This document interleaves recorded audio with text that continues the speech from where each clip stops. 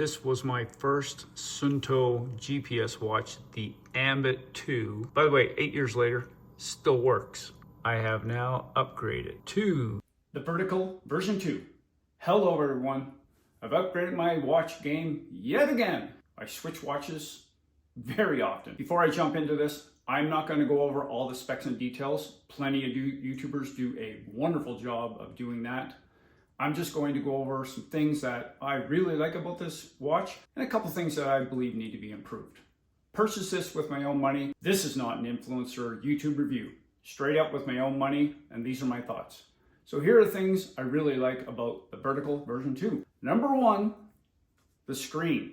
1.5 inches for someone like myself with vision that is degrading as the years go on.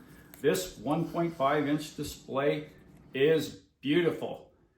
I know it's AMOLED, and I know many people thought, oh, how could they do that, Suunto? Why did you switch away from the memory and pixel display and go with AMOLED? It's a beautiful display. I'd love to hear what you have to say about AMOLED versus MIP, because some people are diehard MIP fans. Reason number two, the battery. For an AMOLED device, this is, I believe, the best on the market. Many hours of GPS use, and rather than go with what Suunto is telling you or somebody doing a battery test with extrapolation, which is going past the time that you actually use it, I am putting this to the full test, and I will put out a video in the next couple of weeks probably to give you real world usage of the battery on the Vertical 2. Reason number three, it has offline mapping. In addition to the offline mapping, if you load a course onto it, you can actually see the upcoming climbs, and we'll show you a nice little graph of how long you have of suffering till the end of the climb. Nice little feature. And the GPS, I'll use quotes for GPS. The GPS accuracy is Suunto quality. It's amazing. Reason number four is a pro, but it's also a con. I'll mention the pro part of it first. It has a built-in flashlight. Now, the con to this built-in flashlight is that it's not a simple press and hold the button, turns it on, press and hold the button, turns it off. It's a whole thing that has to be fixed via a software update. So I believe it can be fixed with a software update, something that you can map a different button. I don't know how they could do it, but they can make it a whole lot better than what it is. Because to turn the flashlight off, it's kind of cumbersome. You have to go into the touch screen, scroll in order to change the brightness. It's just a royal pain in the ass. But that's something that can be easily fixed through software. So that's one of my cons to this device. Reason number five, sapphire lens. Can't go wrong with having a sapphire lens on any one of your devices. I've had non-sapphire lenses on devices before. Apple Watch, Suunto Race S.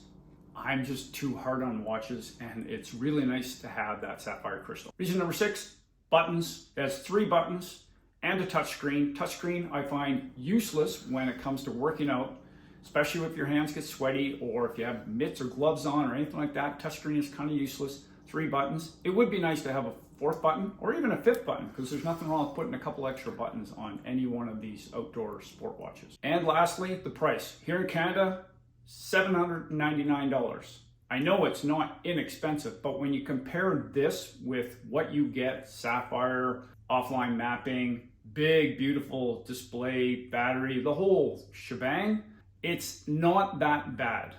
I know you can find better deals out there, but for $800 Canadian, it's not terrible. The price has gone up from the original vertical, but it has not gone up as much as some of the other manufacturers have increased in their prices, because one specifically, and you know who it is, their prices are through the roof. I don't know what they're doing, but their prices have just skyrocketed. So it's not all puppies and rainbows. 2 things I would like to change about this device. Number one is the flashlight that I mentioned. That can be easily fixed in a software update. And the second one is the Suunto app and the syncing. Suunto needs to bring their app into the 2020s, because their app, I know they've improved it over the last few years, but it's still not wonderful. It needs a little bit of work to bring it up to spec. And that's an easy fix as well, in my opinion. Well, relatively, I guess. You have to hire the people, or you have to have the people working on the coding and blah, blah, all that. That's all I have, everyone. Over the next couple of weeks, I'm going to put the battery to full use, and I will report back with a full battery test. Checking in daily to showing you how the battery is holding up. Thanks for watching, everyone. If you get to this point, thanks for getting to this point of the video, because I went on a little bit longer than I anticipated. Maybe if you hit that subscribe button, give it a thumbs up, you know, the whole YouTube thing to help out the channel. Appreciate all your support, and get outside.